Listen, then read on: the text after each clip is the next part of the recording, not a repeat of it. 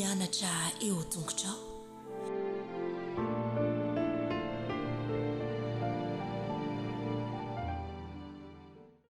Miobio an'Andriamanitra ary tany rehetra, mankalaza ny voninahitry ny anarany, omeo voninahitra izy ho fiderana azy.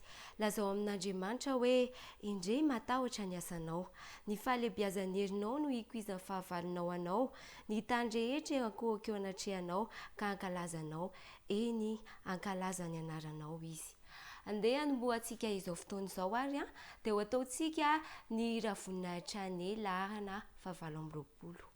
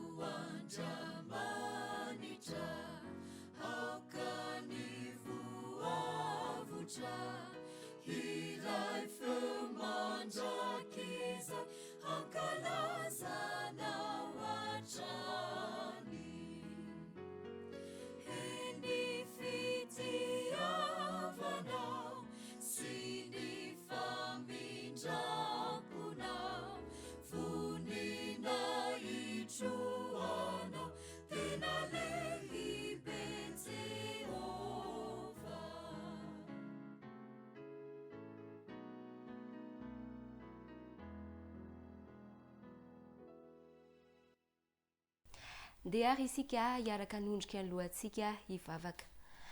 Andriamanitra rainay tsara, midera sy mankalaza ary mamey voninahitra anao izahay fa tratra izao Sabata izao indray.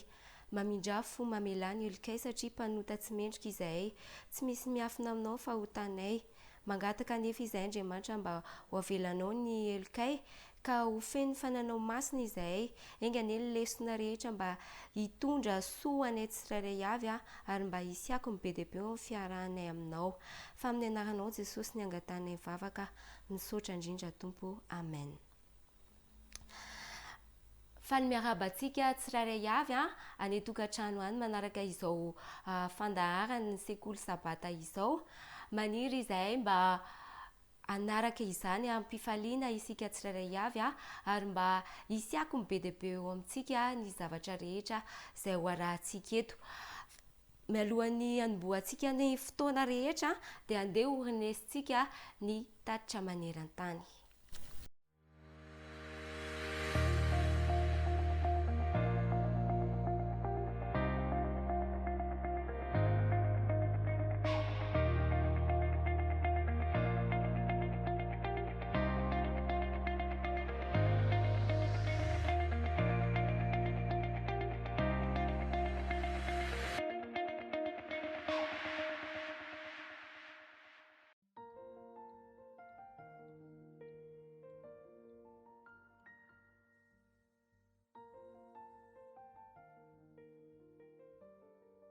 Raha mbola tsy napetraka akory ny vady fototra dia efa nitahy ity tetikasa fanorenana centre d'influence tanàn-dehibe atao hoe fiainana teny ilaina ity Andriamanitra any Battambang izay tanàna lehibe indrindra fahatelo any Cambodge. Lehilahy iray antsoina hoe Fanina no nantsoiny Gary Rogers hanao ny soudure. Gary Rogers moa izay sady talohan'ny asa maneran-tany any Cambodge, misionera adventiste ary tompon'andraikitry ny asa fanorenana. Nahazo fialan-tsasatra iray andro sy tapany isan-kerinandro i Fanina raha toa ka ny asa tsy nisy fiatoana tany amin'ireo orinasa hafa nisany teo aloha. Tiany ihany koa ny fitaovam-pivavahana maraina iarahan'izy ireo amin'ny Gary. Noho ny Fanina fa tenin'Andriamanitra ny Baiboly, ka rehefa nitsokafany Gary ny Baiboly ka nampianariny azy ireo ny lanjan'ny Sabata, ny ampahafolony sy ny hafatra momba ny fahasalamana ary koa ny hevitry ny batisa, dia nanaiky ny fampianarana izy. Nanomboka nitandrina ny Sabata, manomboka ny filetehan'ny masoandro ny Zoma ka hatramin'ny filetehan'ny masoandro ny Sabotsy. Nanaiky ny atao batisa izy ary lasa membre adventiste mitandrina ny andro fahafito. Nisy fiantraikany tsara teo amin'ny fiainako mihitsy ilay izy. Nanjary nahafantatra ny fahamarinana momba ny Sabata, nahafaly tokoa izany satria niriko ny anaraka izay ampianaran'ny Baiboly.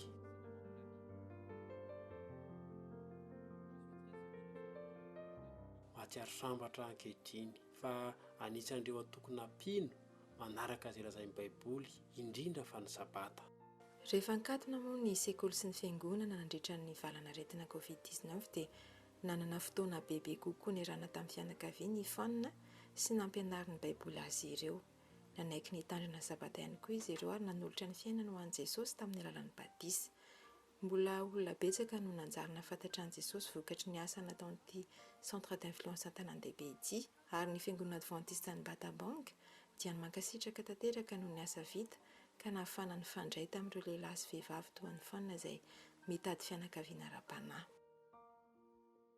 Olona samihafa saranga izay mety tsiditra am-piangonana mihitsy no voatariky ny centre d'influence ary avy eo ny fiangonana hikatsaka ny fiainana tsara kokoa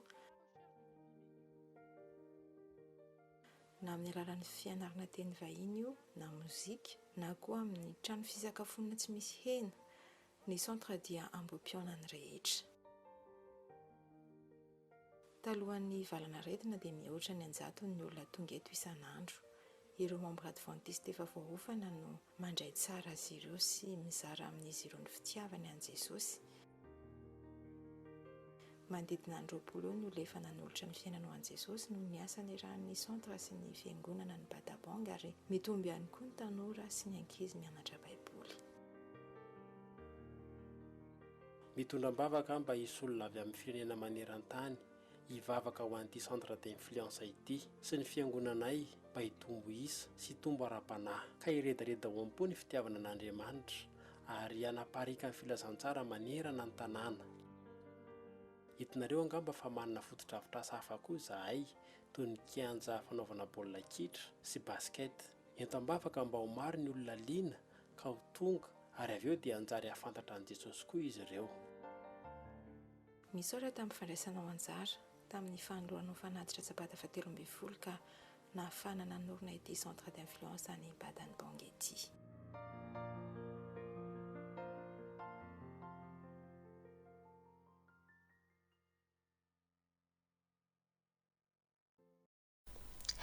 Isaorantsika izy ireo nanolotra izany lesona izany fa ny riana dia mba asony ankizy kely sy ny tanora rehetra ireny lesona ireny fa tsy handalo fotsiny. Andeha indray isika andreny lesony tanora zokiny sy ny lehibe fa mialoha izany dia ho ataontsika ny hira fa 4:30.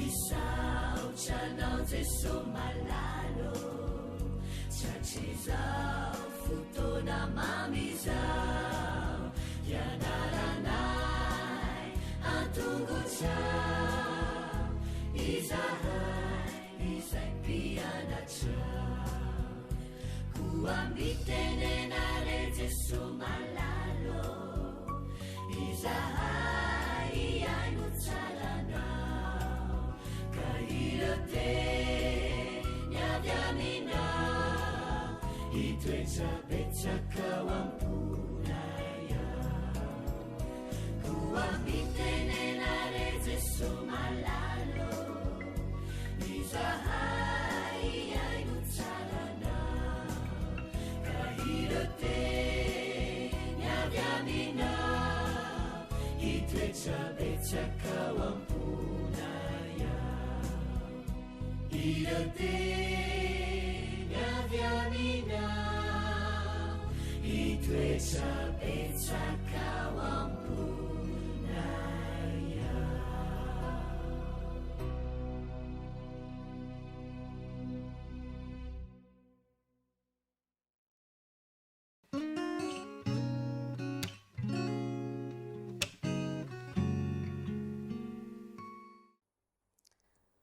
Faly miarahaba-ny zazamonono rehetra indray. Tonga eo amin'ny fotoana hamerenana ny lesony zazamonono. Efa ao daholo indray ve ny zazamonono aloha? Efa nahazo toerana tsara, dia efa endry tsara ary fa hamerina lesona faharoa indray isika. Fa mialohan'izay dia araka ny mahazatra ifampiarahaba dia hivavaka. Tao ary, hirintsika aloha ary, isa, roa, telo. Manaona faly tafahoana raha vo mahitanao manaona ianao. Salama tsara ny zazamonono. Handehantsika hivavaka ary akambana ny tanana, ahondrika ny loha dia hivavaka tsika. Jesosy malalo, misaotra anao fa tianay ianao. Misaotra fa manome anay lesona tsara mandrakariva ianao.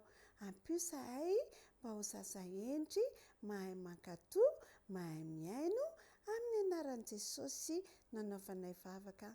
Amen. Eny ary, lesona faharoa. Efa hifarana manko dia efa mahay daholo amin'izay zaho ao ary lohateny ilay sambo lehibean'ny Noa. Averina hoe ilay sambo lehibean'ny Noa. Tsy anjery ny famindrapon'i Jehova no iraiko mandrakizay. Averina? Ny famindrapon'i Jehova no iraiko mandrakizay. Mahafinaritra ny tsenjerintsika. Iza hoe ilay rangahy tantaraina tao anatin'ny lesona? I Noa. Mahay be bravo. Nasaina nanamboatra inona hoe Noa? Nanamboatra sambo fiara. Fa ninona hony? Fa maninona hony manamboatra sambo fiara? Fa ho avy hony ny orana. Dia iza niditra tao anatin'ny sambo fiara? I Noa, dia ny vadiny, dia ny zanany. Niditra tao anatin'ny sambo fiara daholo ry zareo. Dia niaraka amin'inona moa izy? Mahay be ny ankizy ireo olona. Niaraka tamin'ny biby be dia be nandeha tsororoa isaky ny karazany. Alika manao hoe anankiroa. Saka manao hoe miao anankiroa. Liona anankiroa. Soavaly anankiroa. Fa omby anankifito manao hoe moo. Ondry anankifito manao hoe be. Miditra tao anatin'ny sambo fiara lahatra tsara ireo biby ireo. Dia rehefa tafiditra tao anaty sambo fiara izy dia nakaton'Andriamanitra ny varavarana. Tsisy afaka namoha intsony. Dia avy amin'izay ary ny orana. Dia ny abedebe ny rano dia ilay sambo fiara nitsingevana teny ambony rano. Dia naniraka inona moa Andriamanitra niambina an'ilay Noa? Naniraka anjely niambina ny zareo. Dia voaharo Noa sy ny fianakaviany sy ny biby rehetra. Dia rehefa ela rakizy tao anaty sambo fiara tao Noa sy ny zanany sy ny vadiny sy ny biby dia nomen'Andriamanitra sakafo. Nikarakarain'Andriamanitra, nomen'Andriamanitra izay rehetra ny ilainy.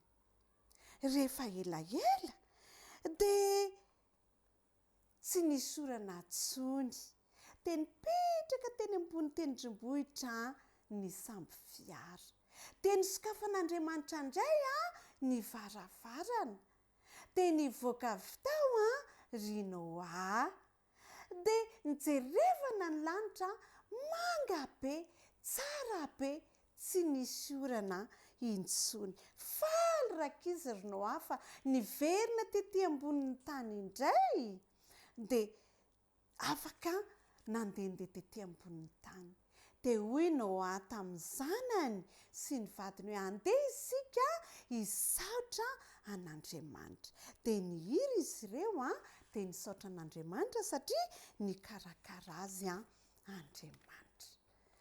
Andriamanitra rakizy te nikarakara andry Noa fa mikarakara antsika koa izy manome izay rehetra ilaintsika raha endry tsara isika. Izay indray izany ny lesontsika androany fa amin'ny heriny faranantsika ny lesona fa andao hifanao velomandray dia hivavakantsika rehefa avy eo. Ao ary mihira isa 2 telo dia mifanao veloma veloma veloma dia mifanao veloma amin'ny manaraka indray veloma tompoko andehantsika hivavaka ary kambana ny tanana dia ahondrika ny loha hivavakantsika misaotra Jesosy eo fa mikarakara anay isan'andro isan'andro ianao mankasitraka indrindra amin'ny anaran'i Jesosy no angatanay vavaka amen. Mandra-pioana ary rakizy kely fa mbola miaino ny lesony zoky sy ny olon-dehibe rehetrarehetra amin'ny herindray veloma tompoko.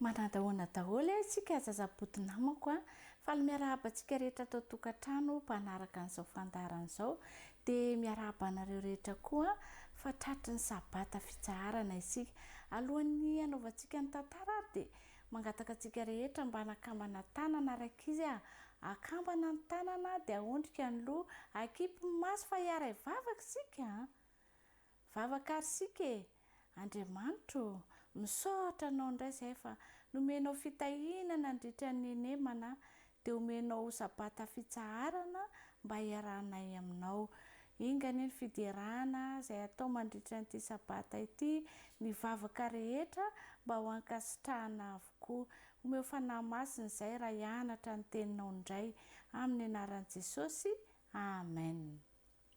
Rehefa nianatra ny tantaran'ny Noa isika rakizy tamin'ny iny herinandro indray dia hotohizantsika ny tantaran'ny Noa mitondra ny lohateny hoe ny teny fikasan'Andriamanitra ao amin'ny havana ny teny fikasan'Andriamanitra ao amin'ny havana ny tsenjery ao amin'ny Genesis 7 andininy Genesis 7:17 ka Genesis 7:17 ny havako efa napetrako eny amin'ny rahona ho famantarana ndao hiaraka merina indray efa mahay daholo isa 2:3 ny havako efa napetrako eny amin'ny rahona ho famantarana.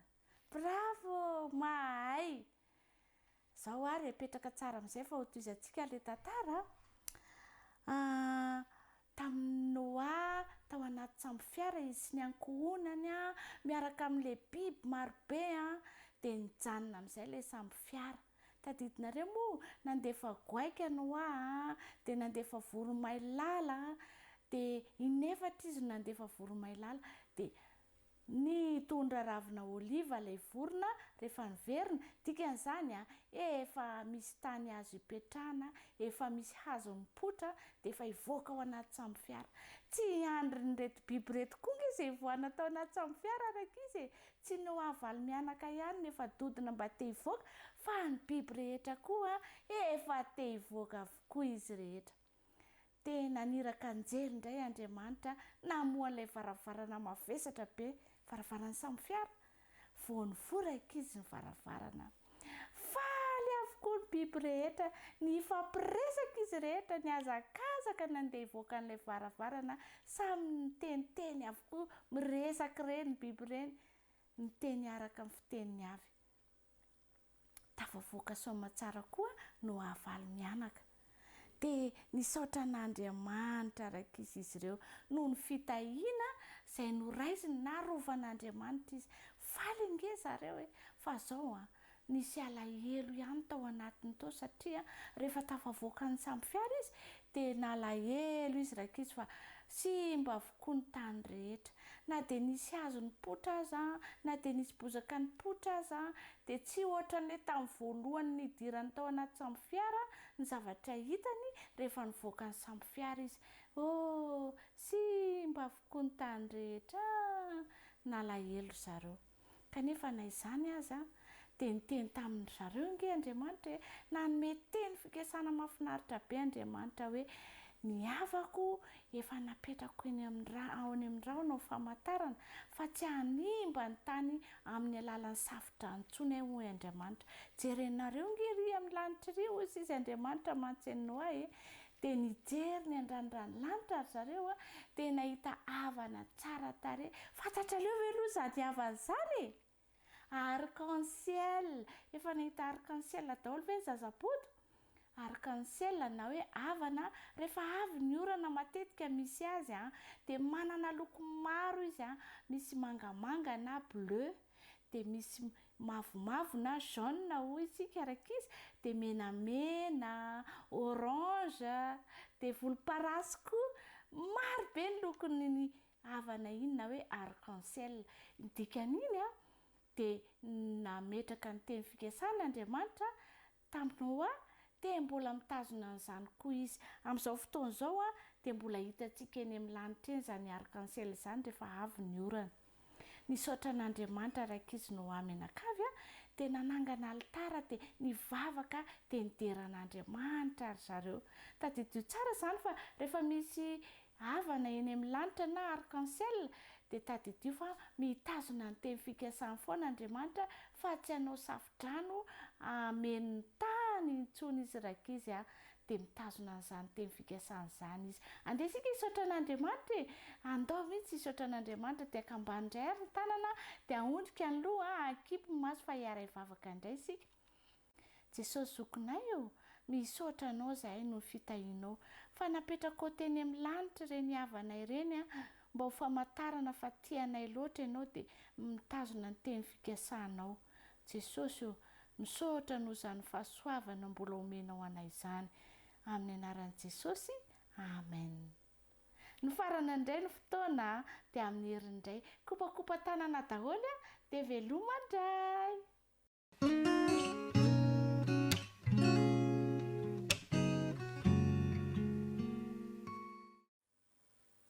Kokoa daholo ianareo rakizy, faly indrindra indray ny tenako miarahaba anareo tsirairay avy tratry ity sabata mahafinaritra ity, ny fahasoavan'i Jesosy manokana ny momba anareo. Hiaraka eto indray ary isika amerina ny lohahevitra fahavalo. Izay indrindra ny lohahevitra fahavalo manao hoe ilay trano tsara tarehy, ilay trano tsara tarehy. Ny andalan-teny fitadidy dia rahantsika nahita tao aminay zareo tao amin'ny Salamo 4:20. Salamo 4:20 manao hoe endre ny hatsarany taberna kelinao Jehova tompony maro. Andinge rahantsika mamerina indray mandeha endre ny hatsarany taberna kelinao Jehova tompony maro. Salamo 4:20. Nanorina ny tempoly tokoa rakizy i Solomona. Iza moa Solomona? Mpanjaka teo amin'ny zanak'Israely. Araka ny resaka izay efa nifanaovany tamin'ny Davida rainy sy araka ny baiko izay nomen'Andriamanitra dia narahany Solomona tsakany sy andavany tokoa nge rakizy ny baiko rehetra tamin'ny fanaovana an'ity tempoly ity. Ka raha nanao an'izany tempoly izany izy dia misy zavatra izay tokony ho fantatsika fa na dia ny feo faran'izay kely indrindra aza ohatra hoe nikapokapoka marito, nikapokapoka fantsika, ny hazo dia tsy mba heno. ny tandremana fatratra zany a ny tsy nisiny ny tapatapa sy ny korotana teo ampanaovana ity tempoly ho an'andriamanitra ity. Ary izany rehetra izany a dia mampianatra antsika ankizy fa sarobidy loatra rakizy ny fahamasinan'ny toerana izay natokantsika hiarahana amin'andriamanitra. Amin'izao androntsika izao re inona ny toerana natokantsika hiarahantsika amin'andriamanitra e? Izay indrindra ny fiangonana. Sarobidy loatra ny fahamasinan'ny fiangonana. Ka raha nanorina ny tempoly tamin'izany fotoana izany Solomona, izay lazaina moa fa io ny tena anisan'ny trano tsara indrindra maneran-tany, dia nitandro fatratra ny fahamasinana izany trano izany izy rakizy. Itsika koa dia asain'i Jesosy hitandrina ny fahamasinan'ny tempoly dia ny fiangonana ankehitriny. Ka na ny fandehantsika, na ny fihetsikitsika, na ny zavatra ataontsika ao amin'izany tranon'Andriamanitra izany a, dia irian'i Jesosy indrindra ny ankizy kely ahay hanaja izany. Ka fadina ny mitabataba, fadina ny miresadresaka zavatra izay tsy tokony ho resahana, satria ao tokoa ny Andriamanitra dia manatrika antsika e. Ary amin'ny mahamasina n'ilay raintsika izay any an-danitra dia tokony ho masina tokoa ny tempoly, ary karakaraina sy kolokoloina ho tsara tarehy manoatra lavitra noho ny any an-tranontsika rakizy. Ka dia mino aho fa zaza endry daholo isika, ary vonona ny hanaja ny tempoly izay nomen'Andriamanitra antsika teny fiangonana. Ka manomboka izao ary dia ho mpanaja ny fiangonana daholo isika, dia hanao ny zavatra rehetra ny am-piangonana ho fanomezam-boninahitra an'Andriamanitra. Dia izay indray ahiny ny androany. Rary sabata feno fitahiana ho an'ny ankizy kely rehetra. Baibai daholo.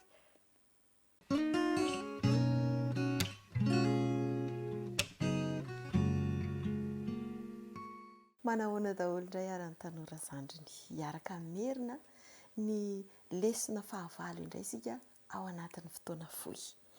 Ny lesona fahavalo izay mitondra ny lohateny hoe famantarana ny mahampanjaka. Sady izay ilay nianarantsika? Izay indrindra, famantarana ny mahampanjaka. Andeha averintsika miaraka ary ny tsenjery. Fa tiava ny fahavalonareo ary manaova soa dia mampisambora fa azakivina amin'inona na amin'inona.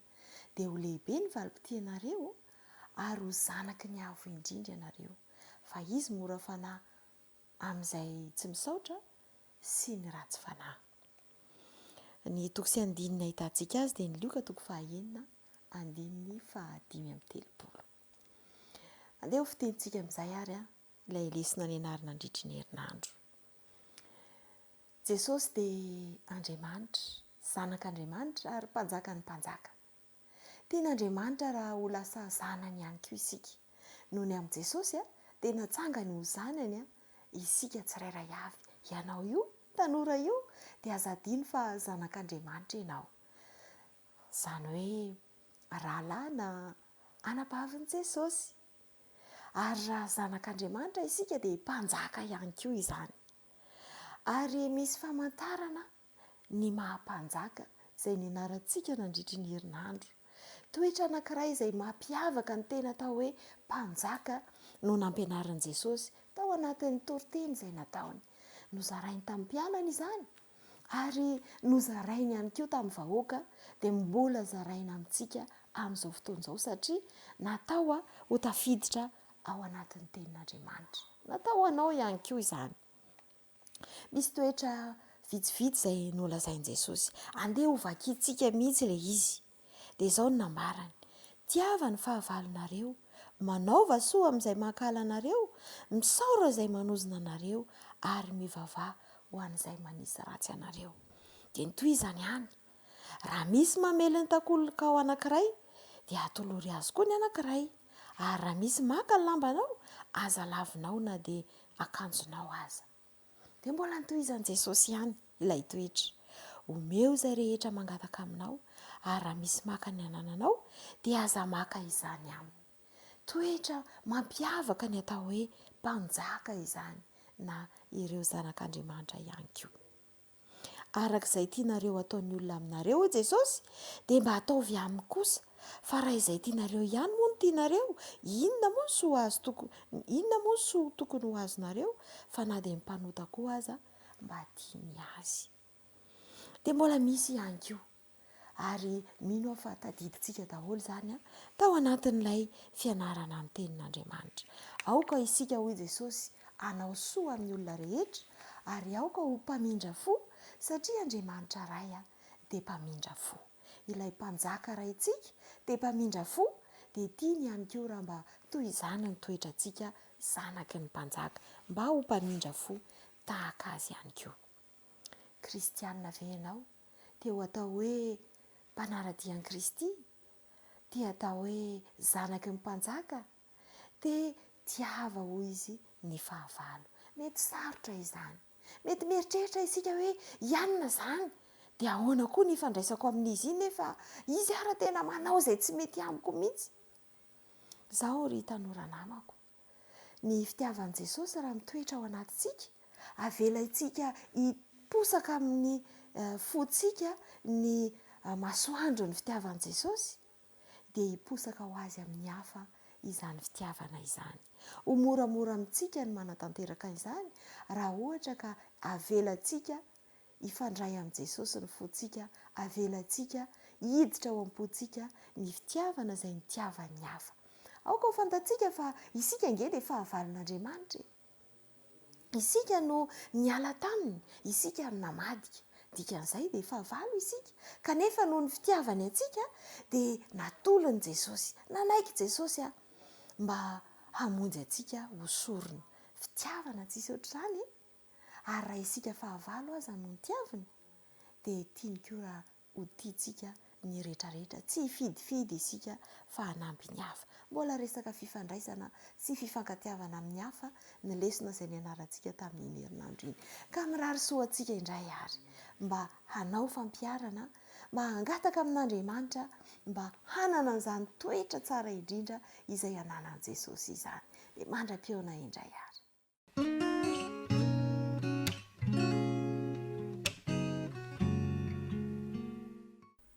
Amin'ny fifaliana indray ny ara-pana ny tanora mantoanto rehetra natratra izao fotoana izao izay hamerenantsika ny lesona ny anarantsika nandritry ny herinandro iny.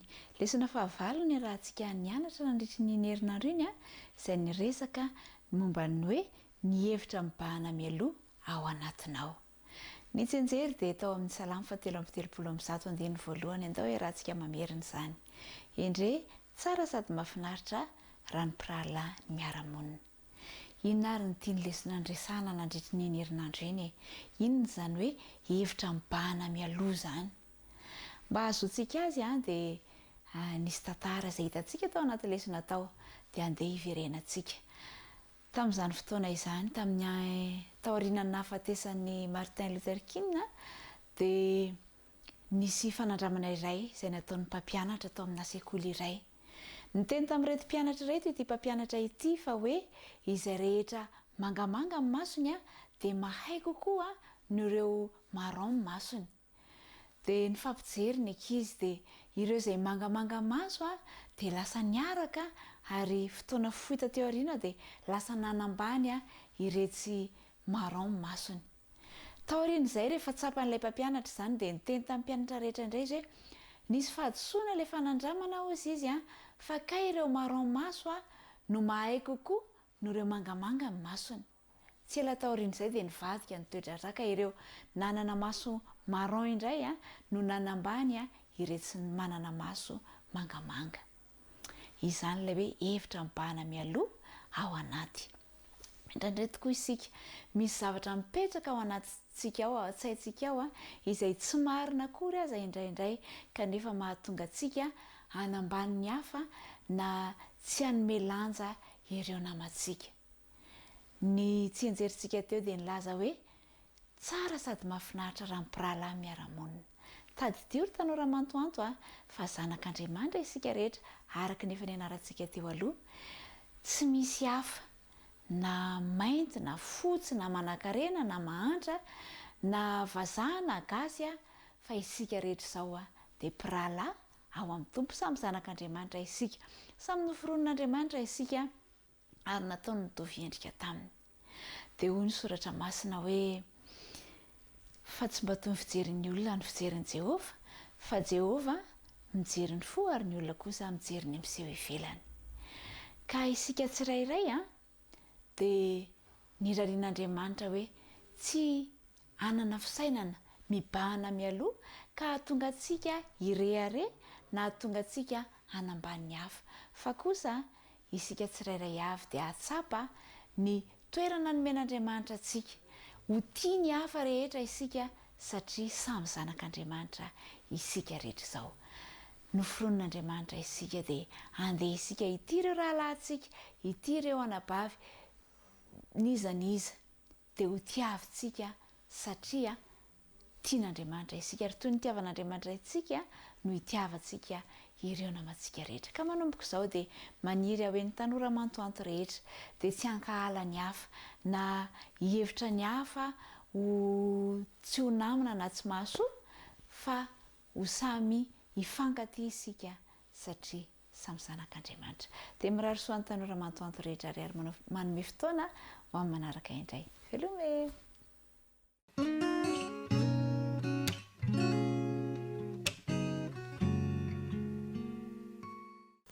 dia faly miaraka amintsika zatovo namana indray amin'izao sabata izao ary dia manararoatra ihany koa miarabantsika tratry ny sabata irariana mba hitondra fiadananao antsika izao sabata izao ary indrindra andrenesantsika ny feon'andriamanitra izay miteny ary mampianatra antsika tsiraray avy porofony fiovampo zany no loha hevitra izay notiniantsika ary iarahantsika mamintiny izy amin'ity sabata ity porofo ny fiovampo ny fiovampo dia anisan'ny takina eo amin'ny fiainana kristianina ary andriamanitra rehefa mitaky zavatra amintsika dia tokana ny angatahany sy takiny dia hoy izy hoe anaka atolory any fonao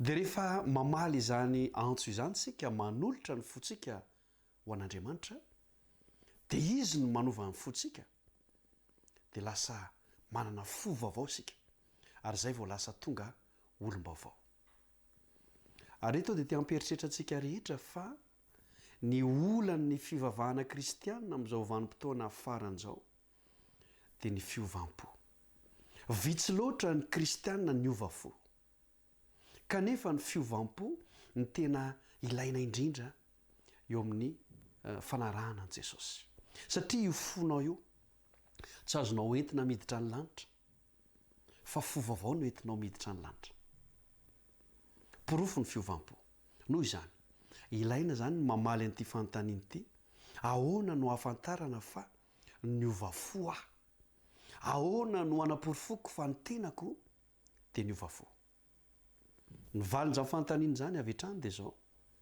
atolory n'andriamanitra ny fonao ary isaky ny mivavaka ianao dia aza dinoina mihitsy no miteny hoe andriamanitra omeo fo vaovao omeo fo vaovao ataovy atom-bavaka izany dia ho lasa tonga olom-baovao isika ary anana fo vaovao zay le lohateny fa toy izao no lazain'ny petera faharotoko voalohany andininy fahatelo ao vakitsika satria ity no andininy fototra petera faharotoko voalohany andininy fahatelo dia toy izao ny voalaza efa nomen'ny herin'andriamanitra ho antsika ny zavatra rehetra momba ny fiainana sy ny toe-panahy araka an'andriamanitra amin'ny fahalalana ilay niantso antsika tamin'ny vonahany sy ny fahatsarany ry havana malala ary tanora jaina efa nomen'ny herin'andriamanitra antsika kay izany ny zavatra rehetra momba ny fiainana efa nomena zany hoe ny anjarantsika amin'ity an'io ity dia ny mandray an'izany fa efa nomena antsika ny toe-panahy araka an'andriamanitra raiso ny toe-panahy araka an'andriamanitra fa efa nomena antsika petera moa no manoratra eto ary petera ihany koa no andraisantsika ohatra satria fantatsika tsara fa ity petera ity dia mpianatra zany hoe kristianina zany hoe mpanara-dia an' Jesosy kanefa nivadika ary rehefa nivadika petera dia eo no ilaina n'le fiovampo ary eto dia te-hano antso amintsika fa tiantoka sy tena anisan'ny ratsy indrindra eo amin'ny fiainana ny mivadika am Jesosy. Aza mivadika, aza miova. Fa matetika moa mahatonga antsika miova sy mivadika dia le fotsika io. Ary tianao antso amintsika amin'ity sabata marain'ity hoe ny fivavahana kristianina tsy vitan'ny fihetsem-po fa tokony ho amin'ny fiovam-po. Fa raha ho fihetsem-po dia mora miovaova, mora mivadibadika isika. Ary ity Petera ity dia tratran'izany olana izany. Tsy tena niova fo dia niova, nivadika, tsy nanana fanapahan-kevitra matotra dia nandahan Jesosy. Fantatsika tsara ny tantara, nandahan Jesosy. Tsy fantatro hoe efa impiry nanana an'izany toetra nandahan Jesosy zany ianao, tahaka amin'ny Petera. Fa rehefa tojo fandavana an Jesosy ny kristiana anankiray dia mila miova fo izy. Mila miova fo izy. Dia ny zavatra nahafinaritra dia niova fo Petera. Ianao tsy afaka hanova ny fonao fa asan'Andriamanitra izany. Dia ny Luka 2:20 dia milaza toy izao hoe ary rehefa mibebaka ianao dia ampaherezo ireo rahalahinao. Izany hoe nibebaka i Petera. Nibebaka izy. Ny hoe nibebaka dia efa ninarantsika teto fa tsy hoe manomboka denasa nandeha nakany am-piangonana mandrakariva. Tsy dia hoe ny fakanesana ny am-piangonana loatra ny porofo ny fibebahana, fa ianao mihitsy no niova ny amin'ny zavatra atao rehetra. Ny zavatra tsy nety rehetra niova. Raha zavatra tsy izy no nosotroinao dia niova ianao dia zavatra hafa mihitsy no sotroinao. Raha zavatra tsy izy no nalehanao dia niova ianao ka zavatra hafa mihitsy no andehanany tongotrao. Izany no antsoina hoe fibebahana. Izany no antsoina hoe fiovam-po. Farany. Ary ahoana ary no anam-porofona fa niova fo ianao raha mametraka izany fanontaniana izany sika. Ny ahalalana fa niova fo ianao dia ireo zavatra tsy izy rehetra, tsy araka ny sitrapon'Andriamanitra, nisoronao avokoa. Efa manana fo vaovao ianao amin'izay fotoana izay. Fa ireo zavatra efa fantatsika, hitantsika, voaporofo ara-baiboly fa tsy tokony ho ao am-po, tsy tokony iainantsika, kanefa mbola tehirizitsika ihany, dia tsy mbola niova fo isika. Tsy mbola nibebaka isika. Ary eto dia tianao antso amintsika hoe izao ny fotoana mety hanovana ny fotsika ka hanolorana an'izany isan'andro ambavaka araka indray ndraisantsika teny am-boalohany. Maniry mba ho voaporofo eo amin'ny fiainanao fa niova fo ianao. Ary ho raisin'Andriamanitra tahaka amin'ny Petera anie ianao. Ka na dia nanda azy aza, rehefa miverina teo amin'Andriamanitra dia noraisiny ary dia nidiovo ny fony dia lasa nahazo fo vaovao. Aza manaiky intsony ny manao marimaritra iraisana. Fa rehefa tsy mety dia tsy mety, rehefa diso dia diso, rehefa maloto dia maloto. Fa raha manana n'izany fanapahan-kevitra entitra izany ianao dia voaporofo fa tena efa niova fo ianao. Toy izay ary ny fotoanantsika tamin'ity fiarah-mianatra ity indray, ary dia manome fotoanantsika indray ho manaraka ny mpanomponareo fifaliana ilay Franco mandra-piresaka tompoko. Isaorantsika izy ireo nanolotra izay lesona izay fa nirina dia mba tsy handalo fotsiny fa asoa ny ankizy kely sy ny tanorany ireny lesona ireny. Andeha indray isika andreny lesony tanora zokiny sy ny lehibe fa mialoha izany dia ataontsika ny raha efa akaiky ny andro malaza laharana fa 4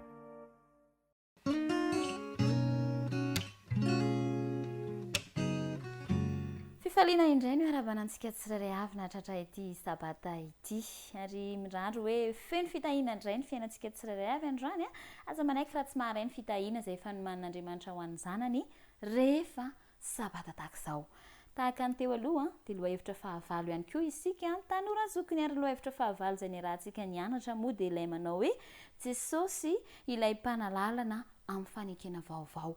Jesosy ilay mpanalalana amin'ny fanekena vaovao. Ny toko fototra izay ny rahantsika nandinika nandritry ny herinandro ho an'ity lohahevitra ity moa dia ny Hebreo toko fahavalo ny andininy fafito ka hatramin'ny fahatelo ambin'ny folo ary tao anatin'io no nakaniny tsirairay avy andiny anankiray mba ho ataony fitadidy dia andao indray aloha mba hiaraka ameriny ilay tsy anjery izay nisafidiana isika tsirairay avy ndao hoe eny ary Jesosy ilay mpanalalana amin'ny fanekena vaovao. Rehefa nianatra isika dia niaraka nahita fa noho ny fiainany tonga lafatra sy noho ny nahafatesany teo amin'ny toerantsika dia tonga mpanalalany Kristy ary mpanalalana amin'ny fanekena vaovao sy tsara lavitra dia ny fanekena amin'Andriamanitra sy isika izany. Ny foanan'i Kristy tamin'ny alalan'ny fahafatesany tokoa mantsy araka ny lesona izay efa nianarantsika ary mbola nianarantsika tanatin'ity herinandro ity ny fanamelohana antsika ho faty noho ny fahotantsika io ary izay no nanorenany ny fanekena vaovao ary resahan'ny bokin'ny Hebreo moa fa satria Jesosy nakato tanteraka ny fanekena ny fitakin'ny fanekena dia izany rehetra izany no antony hoe mpanalalana amin'ny fanekena vaovao Jesosy. Ny an Jesosy izany arak'izay ny anarantsika dia ny hoe ny anao ny sitraponao raha io no sitrako ary io fomba fitenenana anankiray io ihany koa no nalain'ny bokin'ny Hebreo mba ampiasaina hiantsona asanao ihany koa mba hitovy tahaka ny Kristy ka ny anao ny sitrapony iray ihany koa mba ho sitrakitsika dia io no nampiasaina mba hanehoana fa nahatanteraka ny sitrapon'Andriamanitra tokoa ange ny sorona nataon'ny Kristy ary izay ny fanavotana azon'Andriamanitra ny ekena tsy tahaka an'ireo fanatitra nalatsa-dra tamin'ny fotoana teo aloha heverina hoe mitondra famonjena. Jesosy izany dia nakato tanteraka teo amin'ny fiainany ny fanekena vaovao ary izy no ohatra ho antsika dia noho ny aminy dia voavonjy isika tsy noho ny fahafatesany ihany fa teo ihany koa ny fankatoavany tanteraka ary tokony ho alaintsika tahaka izany satria arak'izay dia io fahafatesany Kristy io no mampiolona ny fanekena vaovao satria io no natanterahany fitakin'ny fanekena voalohany izay natao tamin'ny zanak'Israely eny natao tamin'ny olombelona hatrany am-piandohana tao edena mihitsy tokoa azy ka raha izany zany no izy ry tanora zokiny namana dia Jesosy no ilay mpiantoka ny antsoroka ny andidy rehetra izay tsy maintsy atao noho ny fanekena izay nodikaina ny lalàny ka Jesosy no mpanalalana lehibe ho aso anao andeha izy ilay efa ao amin'ny fitoerana masina ny an-danitra no antenaintsika sy inontsika ary ankasitrahantsika hanaovantsika ny sitrapony amin'ny fotoana rehetra ary avelantsika hoe ny voninahiny izay voninahitr'Andriamanitra moa no hita eo aminy. Jesosy mihitsy ny voninahitr'Andriamanitra hoy ny lazain'ny lesona raha toa ka ny an'i Mosesy hita teo amin'ny endriny ny voninahitr'Andriamanitra dia ny an'i Jesosy mihitsy ny voninahitr'Andriamanitra dia andeza asainao mba tsy hamela an'izany voninahitra izany ho vasoka fa amin'ny alalan'ny finoantsika azy amin'ny alalan'ny faneketsika azy amin'ny alalan'ny fanaovantsika ny sitrapony dia iseho ary ho hita ho eken'ny rehetra izany voninahitr'Andriamanitra dia Jesosy izany. Izao no nolazain'ny taridalana tamiko sy taminao hoe ny fitiavan'i Jesosy sy ny fiahiny antsika ka nahafatesanao antsika teo amin'ny hazofijaliana ny tantara iengan'ny fanekena vaovao ary ny fankatoavana marina tahaka izay nataon'i Jesosy dia avy ao am-po dia miantso ny ao am-poko sy ny ao am-ponao ihany koa ho fanehoam-pitiavana asetritsika ny fitiavan'i Kristy ihany koa ka ny fitiavana izany no mariky ho famantarana ny fanatrehan'ny fanahy masina eo amin'ny fiainan'ny mpino dia zasainao mba tsy handiso fanantenanan'i Kristy fa ho vavolombelon'ny finoana azy ho vavolombelon'ny fanatrehan'ny fanahy masina eo amin'ny fiainantsika ka hirotsaka amintsika amin'ny alalan'ny fanahy masina ny fitiavan'Andriamanitra ary ny fitiavana kosa ho hita ho vokatra eo amin'ny fiainantsika satria efa nisoratan'i Kristy ao am-pontsika. Kristy ilay mpanalalana amin'ny fanekena vaovao any ho am-poko so amponao amin'ny fotoana rehetra efa nanoratra ny fitiavany ao am-pontsika dia ho aseho antsika amin'ny fiainantsika isan'andro san'andro satria izy no voninahitr'Andriamanitra. Samy isika tahin'Andriamanitra ary mirary hatrany sabata feno fitahiana feno avy amin'Andriamanitra ho an'ny ankonina tsirairay avy mandra-peona indray ary.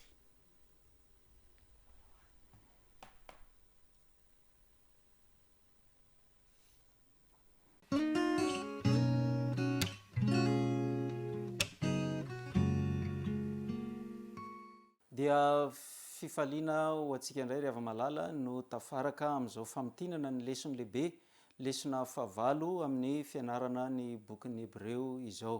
Ny lohatenin'ny lesontsika ny lesona fahavalo dia miresaka ny amin'ilay mpisorona be Kristy, ilay mpanalalana amin'ilay fanekena vaovao. Nianatra n'izay lesona fahavalo izay isika mifampitohy amin'ny lesona teo aloha. Raha tsaronareo tsara tamintsika nianatra ny lesona fahaenina dia efa voalaza fa nisy zavatra niova teo amin'ilay fanekena teo aloha rehefa tonga mpisorona be Kristy. Kristy mantsy araka ny voalazan'ny bokin'ny Hebreo dia nitondra fanovana teo amin'ilay fanekena taloha satria izy tsy anisan'ny taranaka levy anankiray zay, faharoa ny tenany mihitsy no natolony ho fanatitra. Androany zany ny fanontaniana mipetraka dia izao: fanekena vaovao ve sa fanekena no avaozina? Zay ny voalohany. Ny faharoa, nga nisy zavatra tsy tanteraka teo amin'ilay fanekena teo aloha no lasa nisy fanavaozana na lasa vaovao lay fanekena. Andeha ho jerevantsika ireo fizarana tsirairay ireo. Voalohany aloha zany inona ny zavatra vaovao?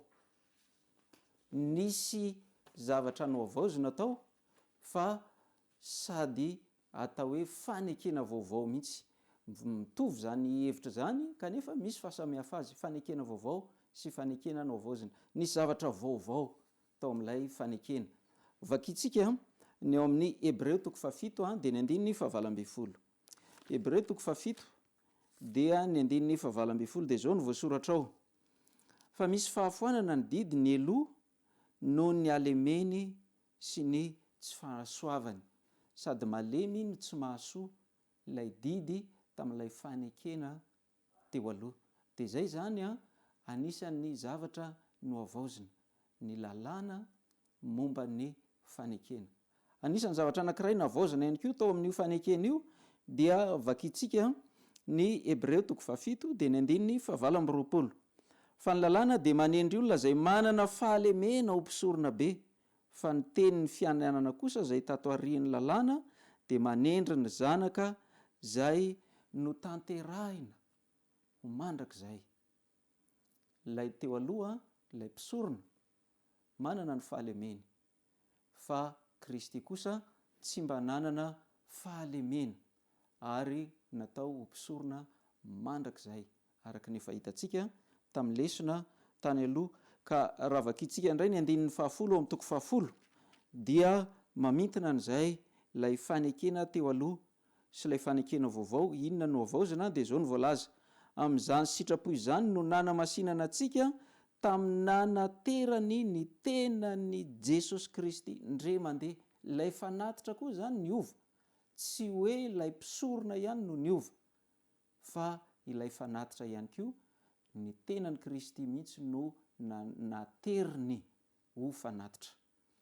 Zay zany le natonga azy hoe vaovao. Le teo aloha dia mpisorona manana ny fahalemeny no manao ny fisoronana ary mitondra fanatitra izy rehefa manao ny fisoronana. Lay vaovao kosa dia mpisorona be tanteraka, manao fisoronana mandrakizay ary ny tenany mihitsy no nataony mba hosorona. Ahoana indray ary mikasika an'ilay hoe no avaozina? Inona no avaozina tao amin'ilay izy? Raha ataontsika mantsy ny fampitahana ny amin'ilay fisoronana teo aloha sy ny amin'ilay fisoronana vaovao dia zao: ilay fisoronana vaovao ozy Andriamanitra hoe ataoko ao am-pony ny lalako sady ho soratako ao an-tsainy. Dia tovy amin'izay ihany koa le fanekena taloha raha vakitsika ny Deutéronomie toko 9 toko 9 ny 9 dia izao no voasoratra ao Deutéronomie toko 9 ny 9 ary fehezo famantarana eo amin'ny tananao ireny ary ao ka ho fey fampatsiarovana eo ambonin'ny andronao ao amin'ny saina eo amin'ny tanana. Ny zavatra nisy tao amin'ilay fanekena teo aloha dia hoe hosoratako ao am-pony, dia ohatran'izay koa le fanekena vaovao azafady hosoratako ao am-pony, le fanekena taloha ihany koa Deutéronomie toko 9 andininy 9 ary ao ka ho ao am-ponao zao teny izay andidiko anao izao. Lay fanekena taloha, lay fanekena vaovao dia Andriamanitra nilaza hoe ary ho andriamaniny aho. Dia misy an'izay ihany koa ao amin'ilay fanekena vaovao ary izao andriamaniny. Genesis toko 7 andininy 12 no nanambarany an'izay. Ny fanekena vaovao dia hoe ary izy oloko. Ny fanekena taloha dia mitovy amin'izay ihany koa Levitikosy toko 5 ny andininy 12 dia miresaka ihany koa hoe ary ianareo dia oloko. Amin'ny ankapobeny dia mirazotra tsara ny fanekena taloha sy ny fanekena vaovao. Fa inona ary ilay hoe fanavaozana eo amin'ilay fanekena taloha mba ho tonga an'ilay fanekena noavaozina na ilay fanekena vaovao. Zao no vakitsika eo amin'ny Hebreo toko 7 ny andininy 12. Hebreo toko 7 ny andininy 12. Dia tahaka izany koa no nanaovana an' Jesosy ho mpiantoka ny fanekena tsara lavitra. Jesosy mpiantoka ny fanekena tsara lavitra, sady mpiantoka ny fanekena izy no mpanalalana. Hebreo toko 9 miresaka azy hoe mpanalalana n'ilay fanekena tsara lavitra. Ny Hebreo toko 7 andininy 12 dia miresaka Jesosy no mpiantoka any amin'ny ilay fanekena tsara lavitra. Tany amin'ilay fanekena taloha dia i Mosesy no nanalalana ny olona tamin'Andriamanitra, fa amin'ilay fanekena vaovao zany dia voalaza fa Kristy ilay voninahitr'Andriamanitra izy no manalalana ny olona amin'Andriamanitra.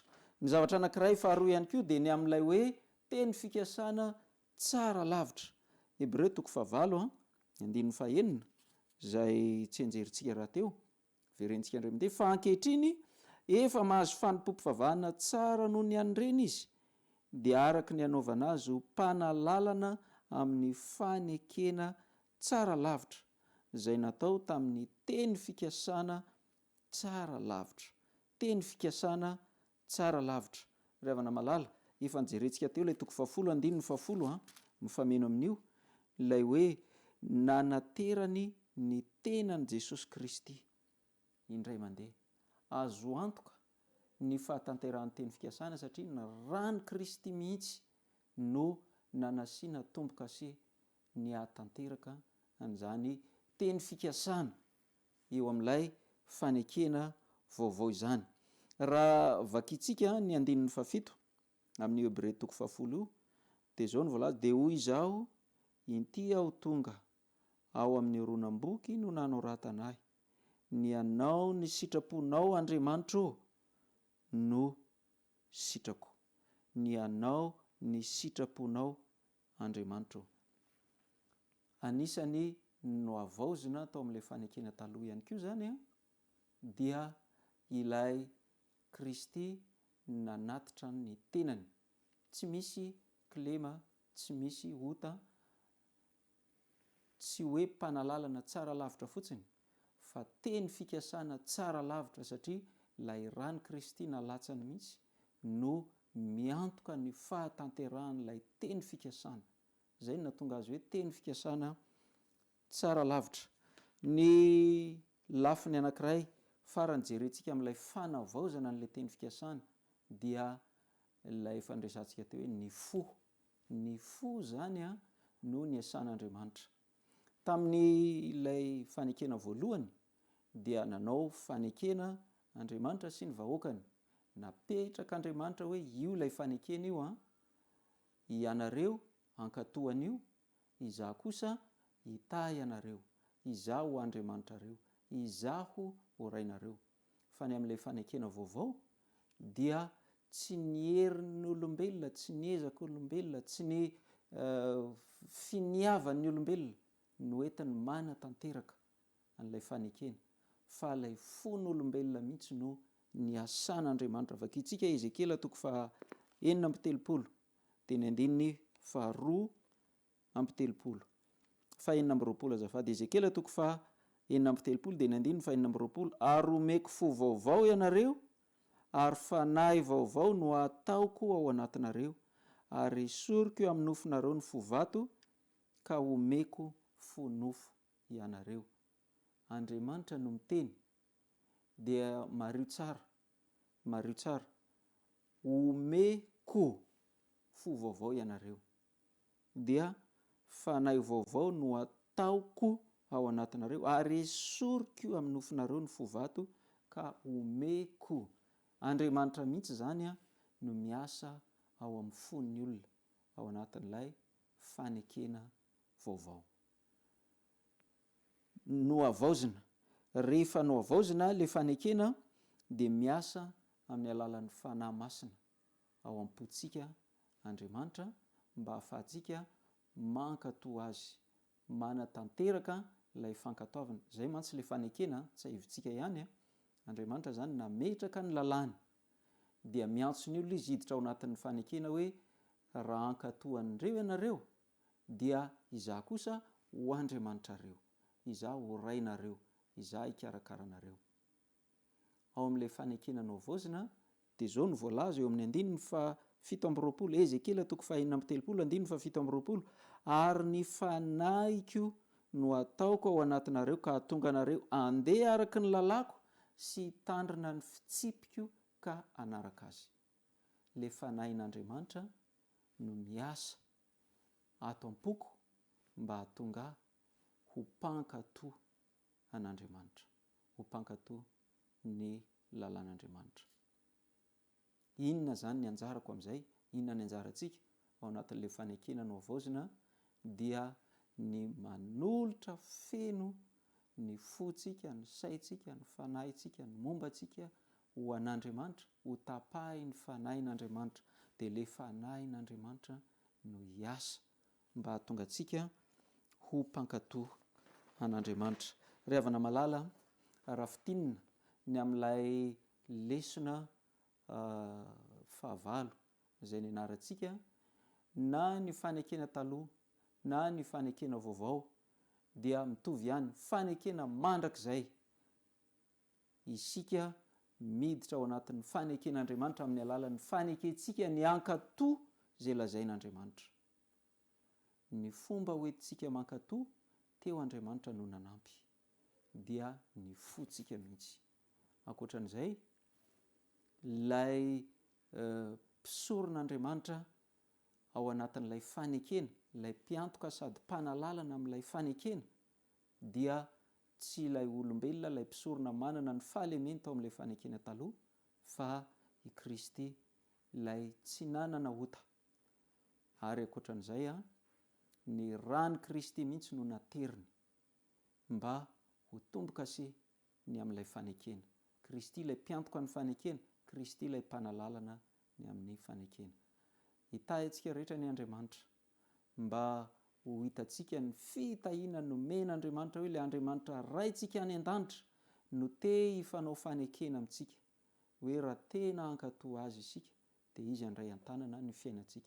Ary ny hery ho entintsika mankatoa azy dia ny fanahy ny masina mihitsy ny asa atao am-potsika mba hahatonga antsika ho zanaka mpankatoa raha tena manolotra feno ny fiainantsika mba ho azy isika.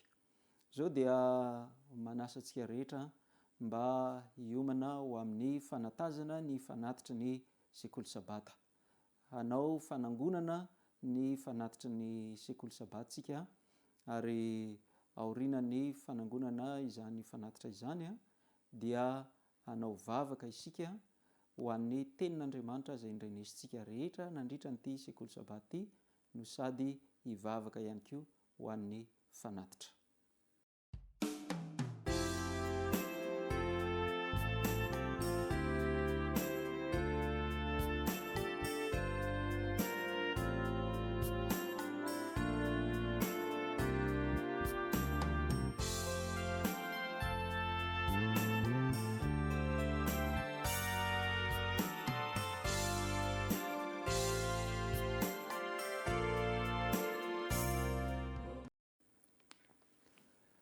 ivavaka isika tompoko.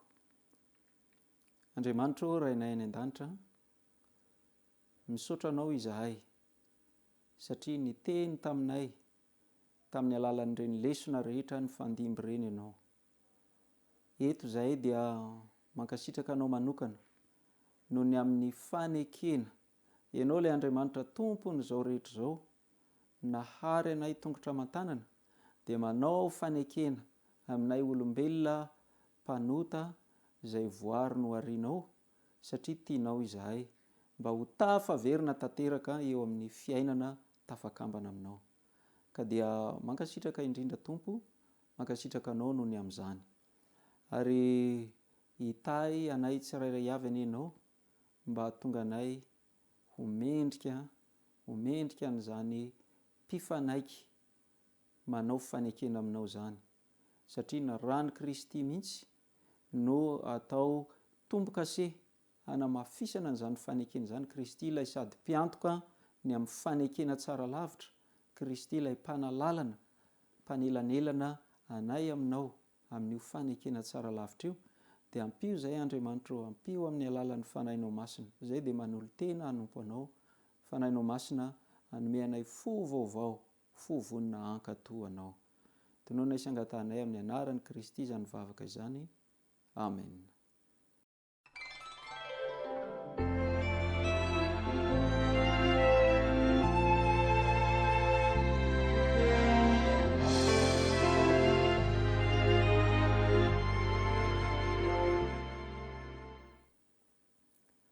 Ry havana malala, izay no mamarana ny fotoanan'ny sekoly sabata antsika.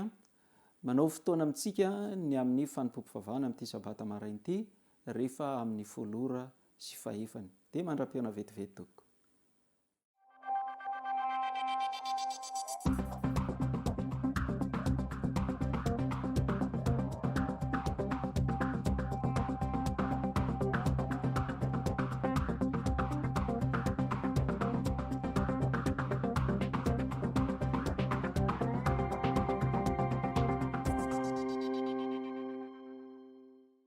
Dia mbola ampifaliana mandrakariva no fampiarabana amintsika mpiray fanaitana indray natratra an'izao sabata izao.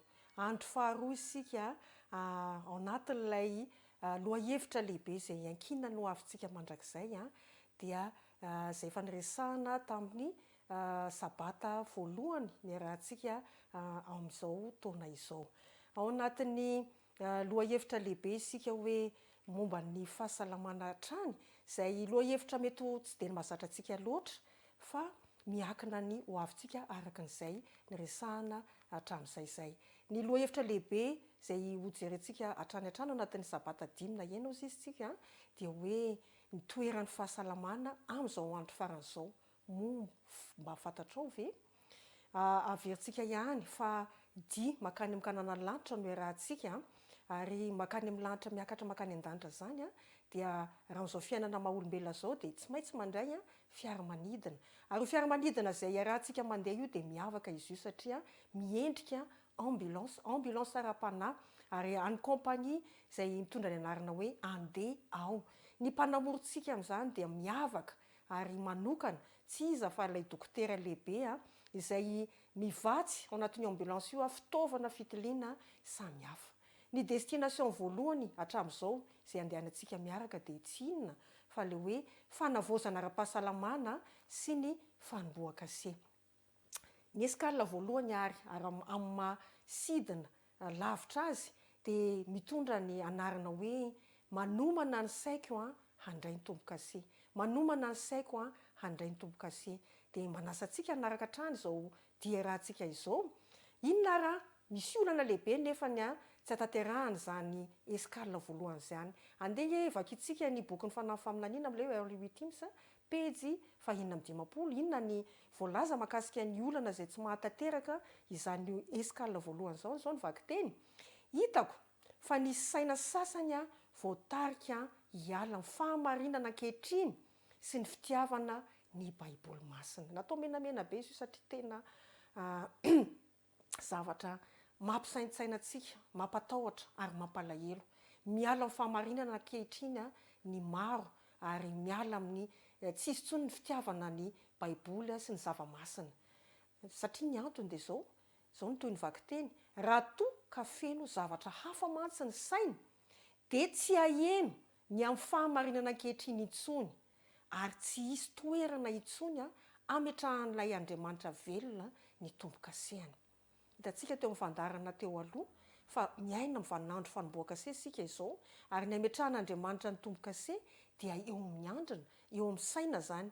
Misy olana nefa izany hitantsika eto amin'ny vaky teny eto fa rehefa fenoana zavatra hafa eo amin'ny saintsika dia manaja ny safiditsika Andriamanitra. Tsy afaka metraka ny tombo-kase velona izay toy ny pasiporo ahafahantsika mandova ny fiainana mandrakizay.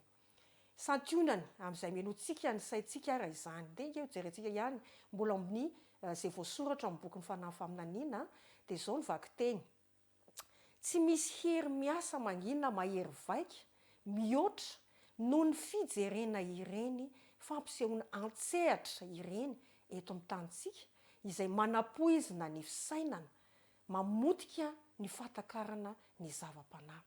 Tsy ny departementin'ny fahasalamana no miteny izany ry mpiray fanantenana malala fa ny tenin'Andriamanitra mihitsiny no miteny amintsika ary hitantsika izany eo amin'ny fiainantsika. Mino fa miaiky izany isika ao anatintsika ao fa ny fampisehoana antsehatra ozy izy dia manapoizina ny fisainana ary mamotika ny fahatakarana ny zava-panahy. Ny fitiavana ireny fampisehoana antsehatra ireny dia mampitombo ny faharatsiana rehetra. Testimonies volume 4 no ahitantsika izany. Ireo moa ny référence azontsika alaintsika antsoratra izany. Ataontsika kisarisary izany misy tenin'Andriamanitra milaza amin'ny Jaona 1:30 dia vaky toy izao tamin'ny anaran'i Jesosy. Izy Jesosy io tsy maintsy mitombo fa izao kosa tsy maintsy mihena. Rehefa fampisehoana ireny ohatra raha dika amin'ny teny anglisy atao hoe show, fampisehoana. Iza moa no aseho fa tsy ny tenatsika.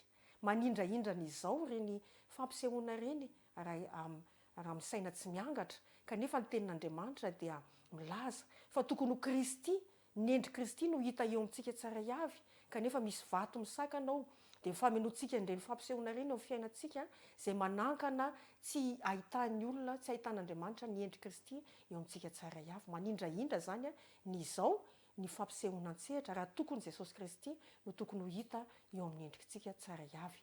Ny ankoatran'izay ihany koa dia ohatra ny amin'ny hery mifanandrina dia milaza toy izao. Maka ny fanahy olona izy, i Satana io zany, ampanaram-po ny filankanina na amin'ny endrika hafa hanaovany danin-kibony amin'izay ny zavatra dia izao manjary domelona ny sain'ny olona. Santionany ny zavatra amenoantsika amin'ny fiainantsika sy ny saintsika, manapotika ny saintsika tsy afahantsika matakatra ny zava-panahy, manakana an'Andriamanitra, anakana antsika an'Andriamanitra tsy andraisana ny tombo-kase. Ankoatra ny fampisehoana antsehatra zany dia ny eo amin'ny zavatra ampidirintsika ny vavantsika. Hanozy izy ka tsy reny izy ireo ny zavatra tena ilay indrindra ianarana.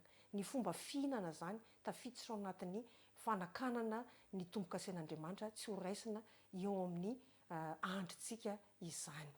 Ny raha ataontsika kisarisary izay niresahana hatreto dia hitantsika izany fa marary avokoa isika mpandeha. Hitantsika fa misy lisitry ny mpandeha rehefa mandeha fiaramanidina, ny fiangonan'Andriamanitra ary isika mpiasa amin'ny fahasalamana indrindraindrindra ihany koa. Ka hitantsika ohatra eo amin'ny fiainana andavanandro, ao amin'ny ara-panahy, any am-piangonana, matao ny fanentanana isan-karazany. Menara lesona impito ireo olona manao fanentanana ny asa fitoriana, andao tsika andeha hanao asa fitoriana, andao tsika andeha hitsidika ny any amin'ny fonja sy ny sisa sy ny sisa. Ny olana nefa dia tsentsina le fantsona, tsy voaray ny afatra, tsentsina ary tsy afaka mandray ihany koa ny tombo-kase. Marary avokoa ary izao tontolo izao indrindrandrindra fa isika izay milaza fa vahoaka an'Andriamanitra mitsena an' Jesosy Kristy tsy ho ela. Ary ny antony mamparary antsika manentsina le fantsona atao kisarisary io hitantsika eo amin'ny sary io hoarina amin'ny fantsona tuyau io ilay andrina, ilay ati-doha izay tokony handray ny tombo-kase. Ka ny style de vie antsika, ny fomba fiainantsika izay anjakany fandikanana lalàna fahasalamana, anisan'izany ohatra hoe ny fomba fihinana hitantsika teo voalaza amin'ny fanahy faminaniana, ny fitiavana indray fampisehoana antsehatra ireny manadonto ny saina tsy hatakarina ny zava-panahy ary manakana ny tombo-kase tsy hipetraka eo amin'ny andritsika. Marary avokoa isika rehetra. Koa rehefa misy ny aretina dia misy a ny fitsaboana izay alefa mpitsabo iraka vonjyaina no hitondrantsika anazy fitsaboana maika tamin'ny oktobra 2024 dia nivory ny comité ny conférence générale nandefa izavatra izao ary santionany mino fa tany am-piangonana any dia nanatombontsika ny eno zany afatra izany afatra izay voarakitra ao anatin'ny Luka 7:15 izay hoentina amintsika eto am-pamaranana dia izao no anaran'i Jesosy ary sitrano izay marary ao ka lazao amin'ny olona hoe efa mbiakaiky anareo ny fanjakan'Andriamanitra ny fanasitranana aloha zany mialohan'ny zavatra rehetra manasitrana ny tenako ny saiko ny dioviko aloha mba ahafahako mandray ny tombo-kase ary manasitrana an'izao tontolo izao ihany koa isika izay vao mitory ny fanjakan'Andriamanitra tiana mampafantatra antsika ary ny voarakitra ao anatin'ny boky any am-parany pejy 770 fa ity sampana fahasalamana départementan'ny fahasalamana ity dia anisan'ilay ministera farany miaraka amin'ny départementany sampana fanabeazana sy ny fampielezam-boky ihany koa vakina izao teny izao ampahafantarana antsika dia zao ny vakiteny tiako ny laza aminao fa tsy ho ela dia tsy hisy intsony asa fitoriana azo atao raha tsy ny asa fitoriana amin'ny alalan'ny fikarakarana-pahasalamana averina ihany fa tsy misy asa ntsony azo atao atsoatsy rehefa manomboka hiditra amin'ilay fotoan-tsaratra isika afa-tsy ny asa fikarakarana-pahasalamana ka izany zava-dehibe sy mamaika izao afatra izao hamoantsika fiangonana aloha hanasitrana ny tena isika satria isika rehetra izao dia anao mission manokana dia ny asa fikarakarana fahasalamana ity larina misy antsika ity dia manokana tsy mila diplôma mahadokotera na infirmiera na sage-femme fa ny rehetra eo ambany fahasoavan'ny tompo raha manaiky eo ambany fahasoavan'ny tompo dia omeny ny hery ahavitana zany asa izany ka ny maika indrindra zany dia isika rehetra aloha no mitsabo tena dia izay isika mitondra ny afatra eny amin'izao tontolo izao dia mirary antsika rehetra indray amin'izay afatra lehibe izay nampitondrain'Andriamanitra antsika izay mba ampisaintsaina antsika andraisantsika fanapahan-kevitra mba hanasitrana ny tenantsika isika anova ny fomba fiainantsika ary hitolo-batana n'Andriamanitra handray ny taridalana sy ny fitsaboana sy fanafody rehetra izay ho hitantsika indray amin'ireo fandaharana manaraka amin'ny sabata ho avy izao ny voninahitra ao n'Andriamanitra rery any mirary sabata feno fifaliana sy fiadanana ho antsika tsara avy amen.